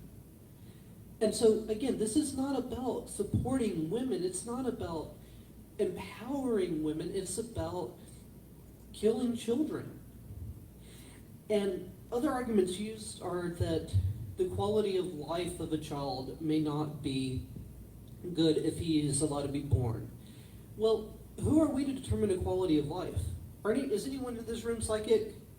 Is anyone psychic? Because if you are, I don't believe in that stuff anyways, and believe that that's of the devil. But the point is, none of us can tell, no one can tell what's going to happen in the future. We can't determine what a child will be like. A child might be born with autism, but that autistic child could very well go on to become a doctor who saves dozens, if not hundreds of people in his career as a doctor. He could become a politician that produces bills, conservative bills to better our country. He could join the military and fight in this nation. A Down syndrome child, just because he has Down syndrome doesn't mean that his quality of life is non-existent. I can list dozens of Down children, people who I have known over the course of my lifetime who are now owners of businesses. I know a doctor who has Down syndrome. The point of the matter is, even though there are defects that somebody might have, it's still not right to murder that person just because their quality of life may be impaired later on down the road.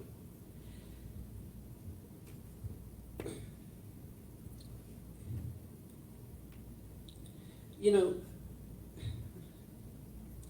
in 2015, approximately 913,000 abortions were given across the U.S. according to the CDC.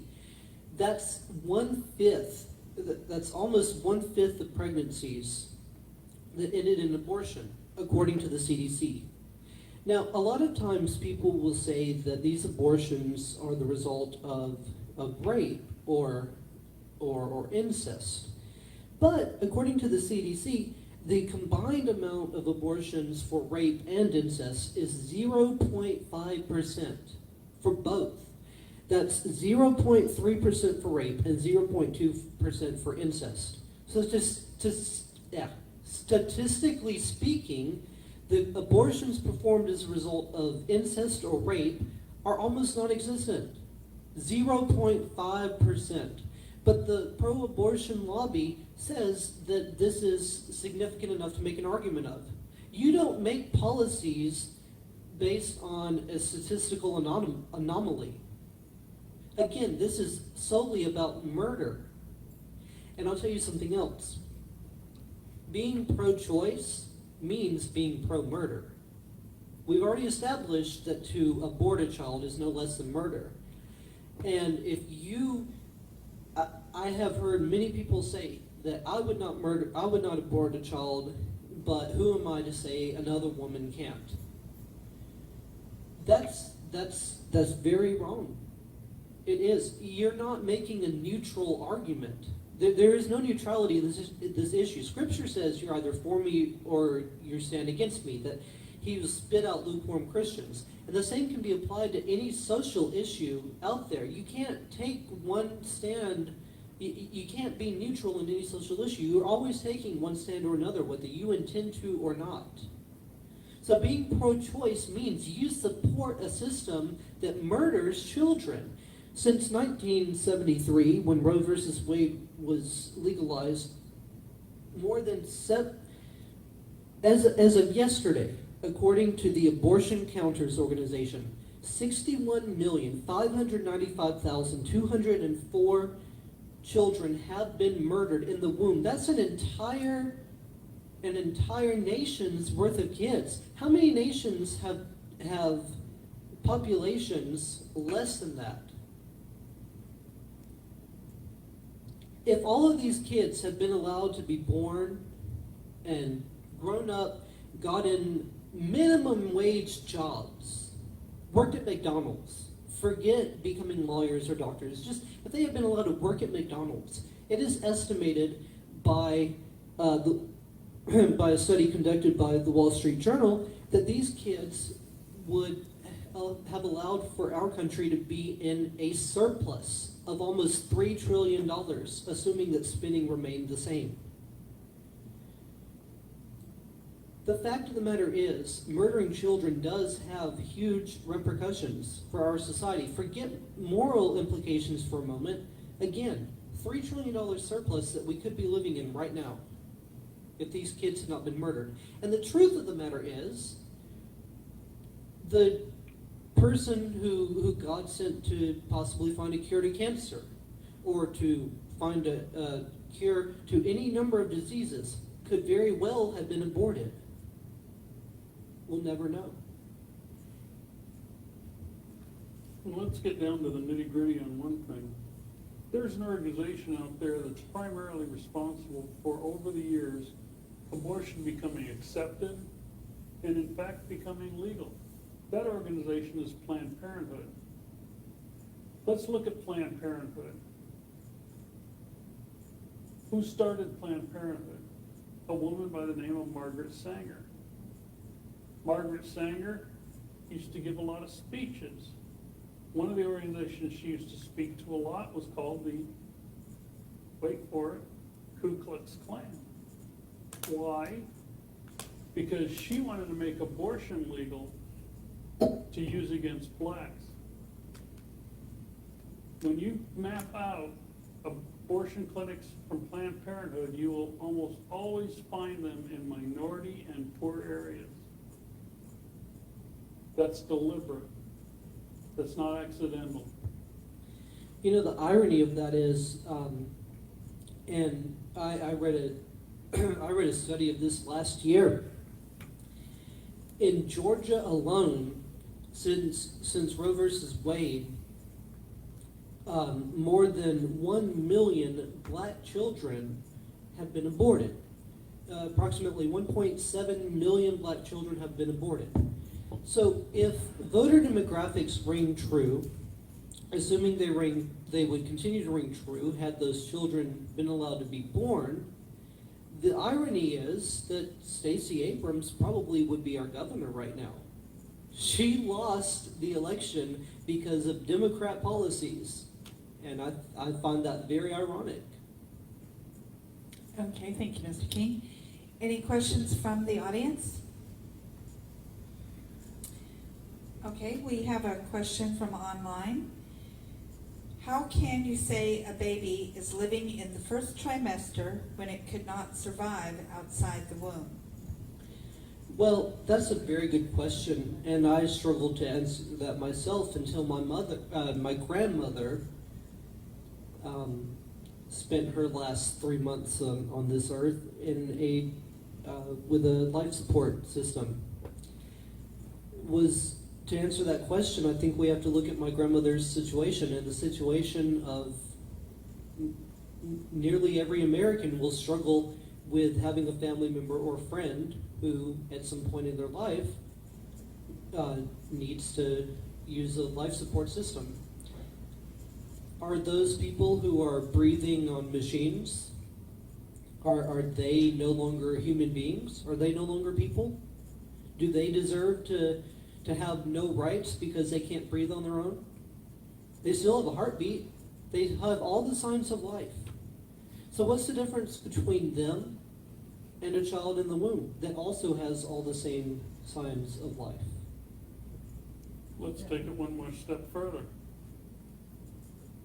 Let's look at modern medicine. The issue is not that the child in the womb is dependent. The issue is all children for a very long time are dependent. If you leave a 6-month-old on somebody's doorstep, is that going to live because he's 6 months old, or 3 or 4? You know, they're all dependent. They depend on somebody else feeding them and housing them and everything else. So it's not just, life is very weak at either end. So whether it's an old person or a sick person or a baby, they're all dependent. Or an unborn So person. should we kill all of the people that cannot do things for themselves? It's absurd.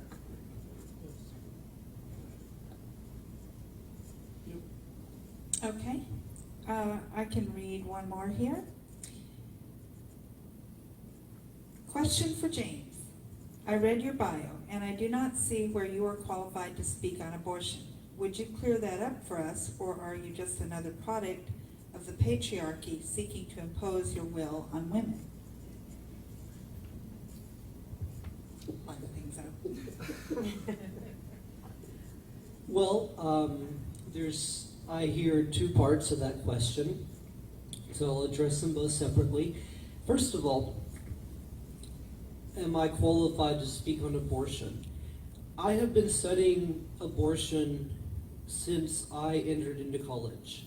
My freshman year of college, that's September in fact, so 5 years now. I've studied abortion and its effect on our society and on people who have abortions and the legitimacy of human beings inside of the womb. A friend of mine in high school had an abortion, and that's what kind of drew me into this subject. And as far as being qualified to speak on it, I would say that someone who science says should have been aborted would be able to speak on it. Is a survivor able to speak on an attack that they experienced? When my mother was pregnant with me, there were many doctors. There was multiple doctors that said she should have aborted me. And the truth of the matter is, under Georgia's heartbeat law, Mom could have aborted me even months into her pregnancy because of the complications that she had. But my mom recognized my unique life in her womb. She recognized that I was her child. I wasn't a fetus, I was a child. And she chose to let me live, even though it did put her life at great risk. She almost died so that I could live. So yeah, I think I'm qualified to speak on this issue. as far as the second part, can you read that again, please? Would you, or are you just another product of the patriarchy seeking to impose your will on women?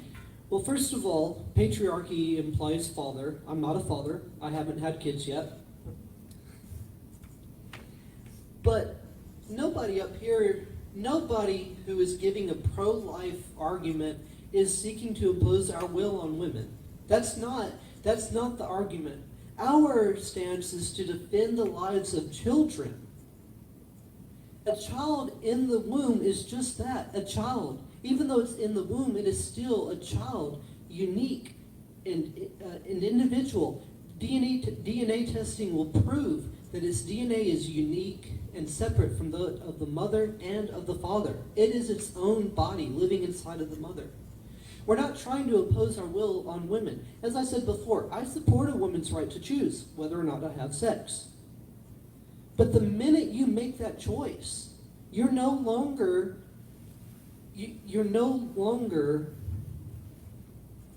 just yourself if you have a child. We're talking about two separate beings here. And that's what a lot of people can't understand. This argument is not limited to just one person. It's two people that this argument is about.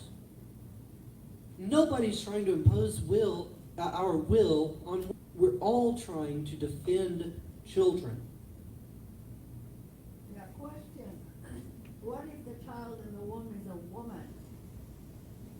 Would that be okay for a patriarch to be on the side of abortion or life?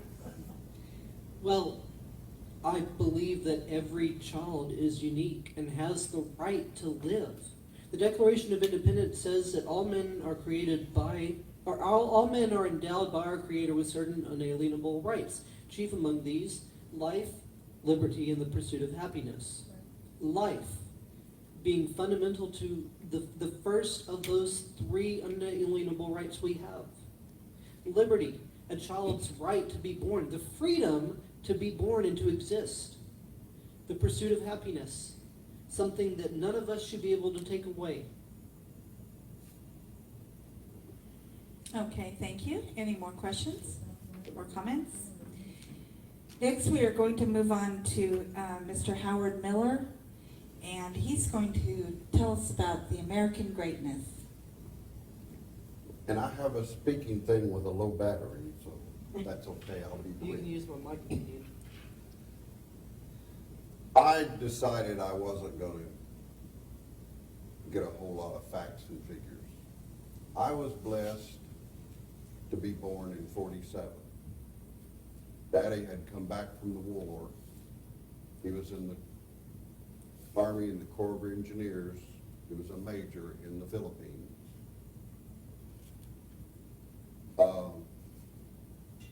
I remember John Kennedy coming on a train to Marietta. And he came out on the back of the train.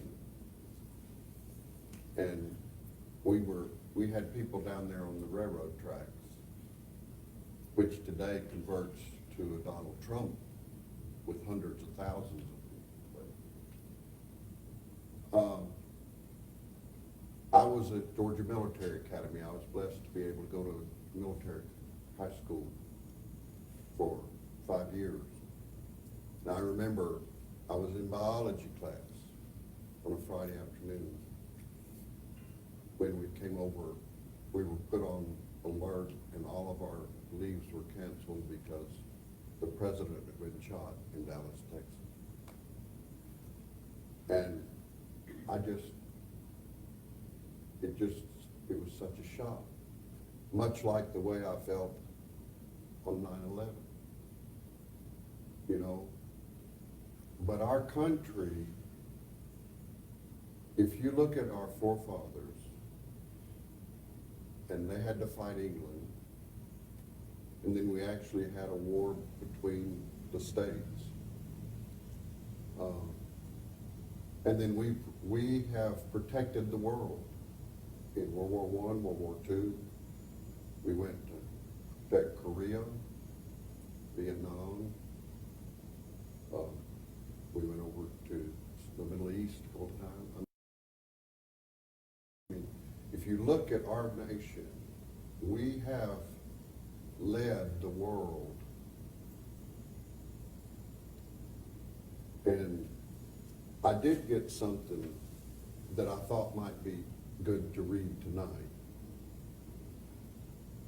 And this sounds like the United States. From bondage to spiritual faith. From spiritual faith to great courage. From courage to liberty, from liberty to abundance. From abundance to complacency. From complacency to apathy. That's where we were on November 2016.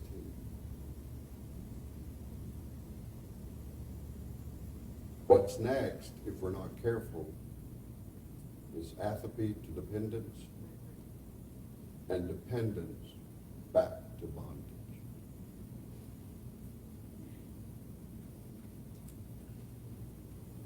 Okay, thank you. Any questions or comments from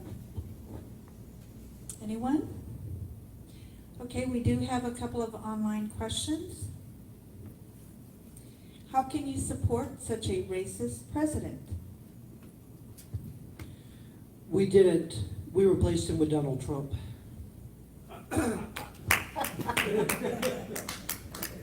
Look, the people that say Donald Trump is racist, I cannot understand where they're coming from.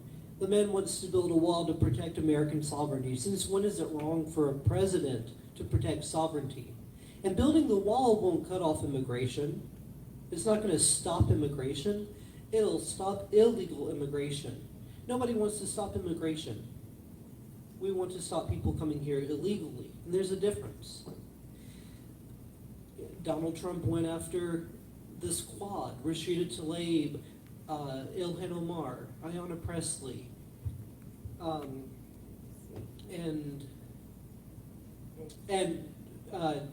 Alexandra Ocasio-Cortez. And people said he was racist for that because he went after four congresswomen of color. Donald Trump didn't go after the 4 women because of their skin color. Donald Trump went after the 4 women because they're anti-Semitic, anti-American, racists who are serving in Congress. And 2 of them are idiots. No, they're all 4 idiots. No, one of them knows what she's doing. Tell you, she's pure evil. The problem with saying Donald Trump is racist is it's an uneducated argument. It's looking at the surface of things, and even then, it's skewing that very limited window. It's not based on fact, it's based on emotion, based on opinion, based on jumping on a bandwagon, following a celebrity or a politician. It's not understanding the situations for what they are. Well, I think you have to understand that this is part of what Nikita Khrushchev laid out when Kennedy was our president, about how he was going to take over America. A nation divided cannot stand. That's what they're doing with the race card, is they're keeping the country split. They've gotten control of our schools. Now they've split our churches. They're keeping the people divided. And that's the way the communists take over a country.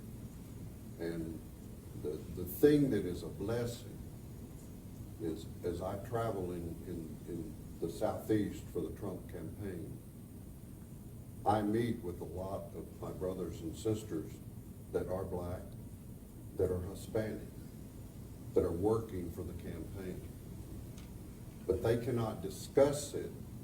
It's sort of like the Methodists used to have to do in England. They had to get in basements.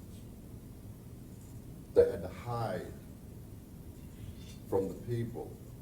Well, that's what the people that have the same jobs I do up in this district, in this congressional district for the campaign, they have to meet in secret But I'm gonna tell you, and you heard it here first, the night of the election in 2020,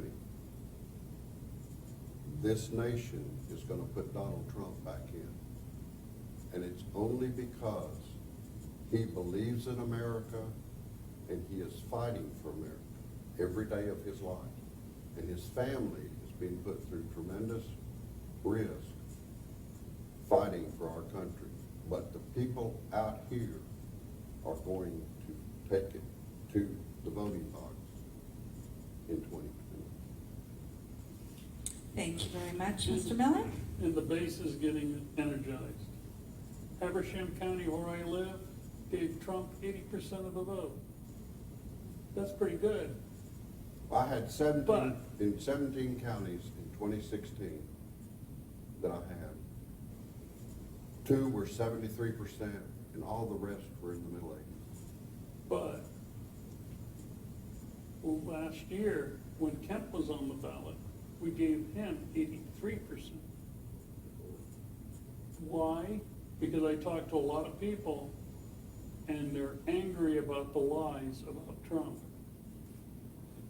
And they're turning out. When I went to vote in 2016, I didn't have a big line. When I went to vote in 2018, there was a line. We had to wait a few minutes, but we had to wait. So, There's no legitimate reason for calling Trump a racist if they go by the true meaning of racist. Trump was raised in probably the most diverse county in the country. Queens, New York is the melting pot of New York City. It's blue collar area. They've got every ethnicity in the world that live and work there. I cannot believe that Trump was not influenced by his surroundings.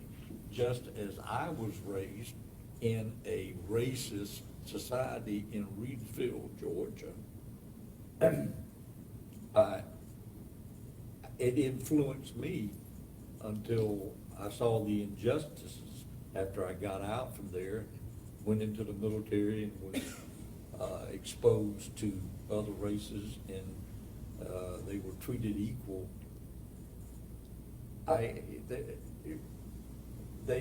That's a red herring for the left to label him a racist, to denigrate him, and he's gave them fodder for it by, calling the Mexicans or the illegal immigrants rapists, which they are. I mean, he told the truth, but they take those statements he makes and manufacture him into being a racist. And Take him out. I know he's not. yes. Well, I want to say too that we have to remember they're working the dialectic. And the dialectic is you have a thesis, antithesis, synthesis. And so you create a problem, whether it be environmentalism, the race issue. You create the problem so then you can look like the savior to the problem. Because once you have a problem, then you have a need to change that. And so then you use the human rights and you have all this legislature coming out. You create, policy in campuses and in policy diversity training in police departments and in corporations. And so this thing is just infiltrating everything. And remember what I said in the beginning, the UN is one of the 6 main arms is the Economic and Social Council. So everything that is happening on this level is coming right out of the communists that are behind the United Nations, which they're getting their directions from Marx and Engels. And this whole dialectic is also being worked in the gun issue. So you create the problem. Well, now we need, we need legislation. We need to do something about guns. So don't forget that. And there's a video online that has to do with the Long March. I think it's called the Long March. I forget the total name, but it's by 2 men who have put it together, who work with our government. And it's an excellent video on getting into the Hegelian dialectic, the dialectic in general, and Marx, Engels, and a couple of other things. So. Thank you very much. And do we have time for one more question? I think so. Okay. How can you possibly say America was great when our history is filled with moments like the Trail of Tears, slavery, Second World War, and other moments of American evil? Well, I think, the slavery was in all countries. I'm supporting slavery, but the country evolved in many different ways. And, we just, and again, this is the other side. They're trying to keep us divided. I remember Martin Luther King. I remember the Selma Bridge. I remember when he was shot in Memphis, Tennessee. But we've come a long way from there. Our country has evolved better each year as we go along. But slavery was not just in the United States. And the thing that irritates me about slavery is at the time of the War of Northern Aggression, 10% of the Southerners owned slaves, but 3% owned more than 3. So you don't fight a war over what 10% of your people want. The war was the same thing that they threw the tea in the Boston Harbor. It was over unfair taxation because we were an agricultural community in the South. We depended on shipping, and we shipped our things to who paid the most, which was France and England. And the North kept putting tariffs on it. So, but the country has evolved and changed over the years for the better. But people are trying to keep us divided over different things that happened in our early history. I'd like to know what the question could call World War II evil. Yep, I Medieval. was thinking the same thing. I'm not, Like, was the writer a Nazi, or, I mean? I don't, the American military is the greatest force for good and justice this world has ever known. Now, you're right, we've had some dark marks in our history. Certainly the Trail of Tears is one of them. Certainly slavery was, but there were like 300,000 United States soldiers died to rid this country of slavery. There were 400,000 died to rid the world of Nazism and Japanese imperialism. So I don't know where the questioner is getting that. And I guess they think we're an evil society. Well, I want to say too, they've been unknowingly indoctrinated, because Charlotte, I served at, worked for President Reagan, and she was a whistleblower. In the 80s, she began to see a lot of documents that we had agreements with the USSR, and we were putting our educators in their system and bringing their educators into our system. And you only have one reason to do that, because you're meshing a Soviet Socialist Republic into our system. And so, she began to see these things back in the 60s. Well, this one, 85 was one report. But when you go back, you can actually find them before that. I found one from the 60s. That was a report from the educators actually coming back from the Soviet Union, reporting what they had done. And so when you start to see a lot of these reports post-1985, like change agents in the schools, getting a hold of our mental health programs.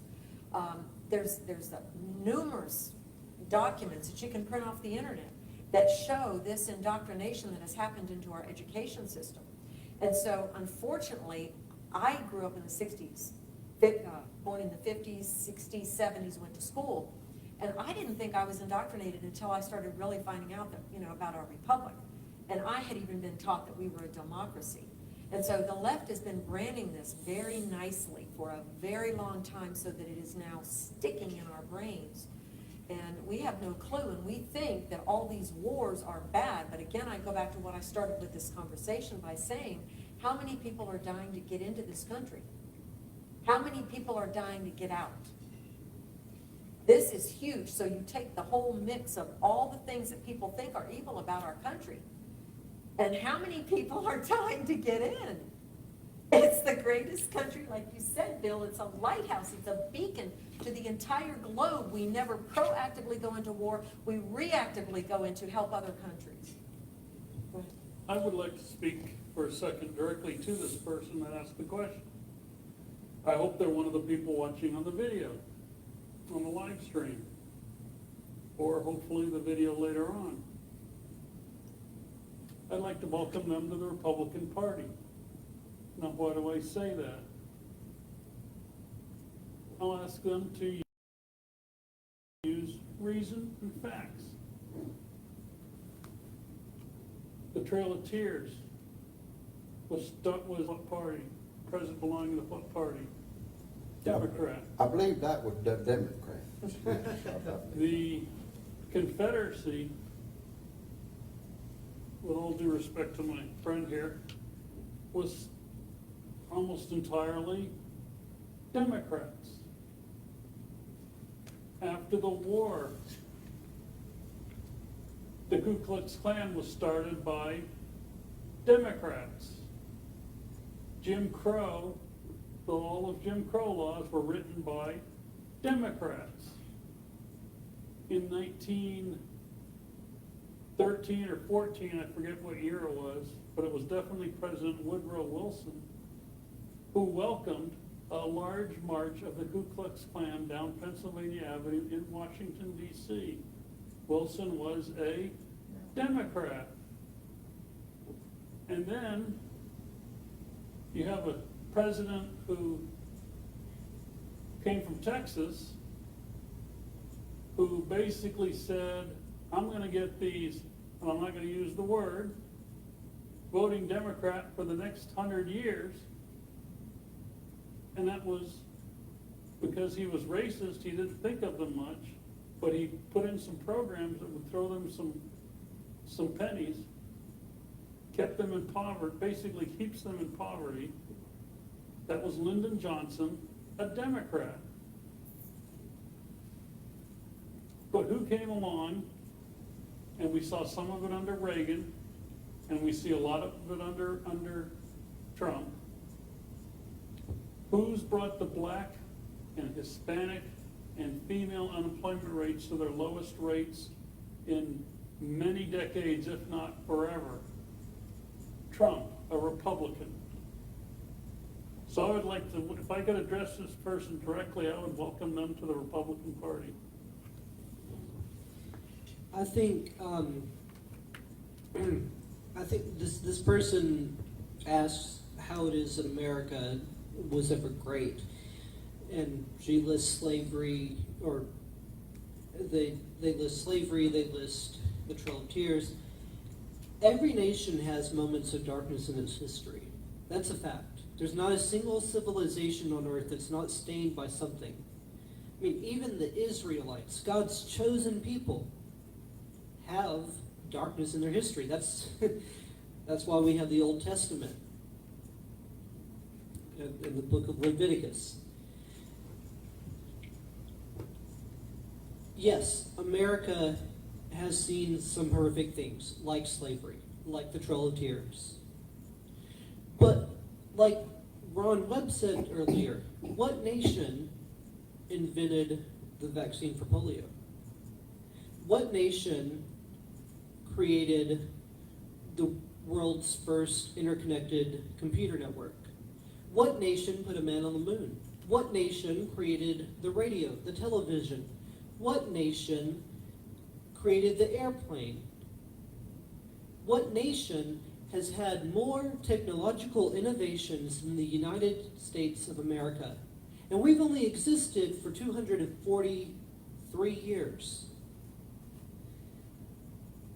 We are an infant as a nation. There are countries that are thousands of years old, like Britain, for example, thousands of years old. The United States is only 243, but humanity has advanced so far in those 243 years because our founding fathers created a government that was of the people, by the people, and for the people, and they set up a constitution that gave every citizen the right to vote, the right to keep and bear arms, the right to have opinions, the right to engage in forums like this. What other country could we engage in a forum like this tonight? The United States is the freest and greatest nation on earth, and we have constantly worked through our difficulties. Okay, slavery was a horrible, horrible practice, but the abolition movement began in the United States just 10 years after our conception as a nation. During the Revolutionary War, black soldiers who fought alongside the Continental Army were given their freedom after the war. What other nation has given former slaves freedom like that? From the very beginning of our nation, we recognized that man was equal. And yes, we had a long way to go. But as this nation has progressed in history, we have become better. We have evolved to truly include all of our fellow men and women as being equal, as having the same rights, the same protections under the law. There are a lot of people today that say that the police, for example, are against black people. But I say to you that that's not the case. The media will use one example, one small example. Now, every life is precious, but if only one person who is carrying a weapon and charging the police, or something like that, that they will use that case, they will twist it around, turn it around into something it's not. And it's intentionally to divide us.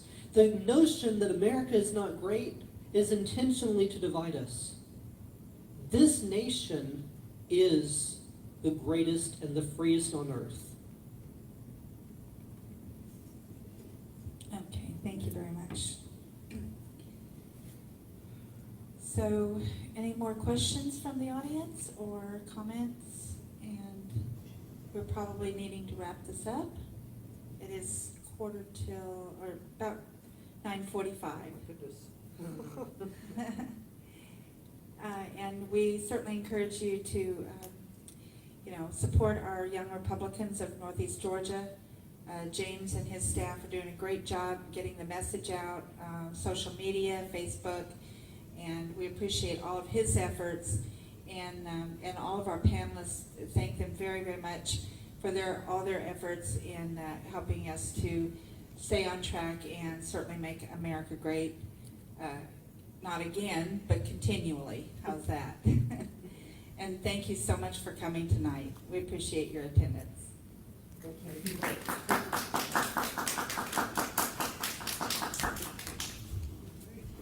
If anyone wants an issue of the Yes, Q&A. I do. Kim, let's Take as many as you want to if you want to give some away. give these other folks, Kim, let's give these Yes, other folks. and I told it.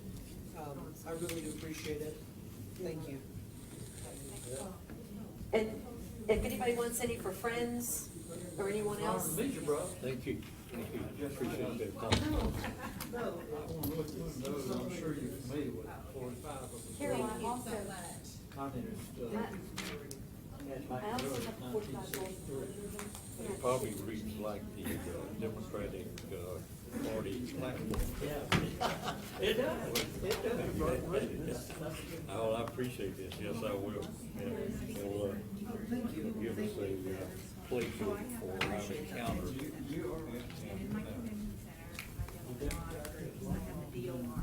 Controlled by communist socialism, not the total government. Well,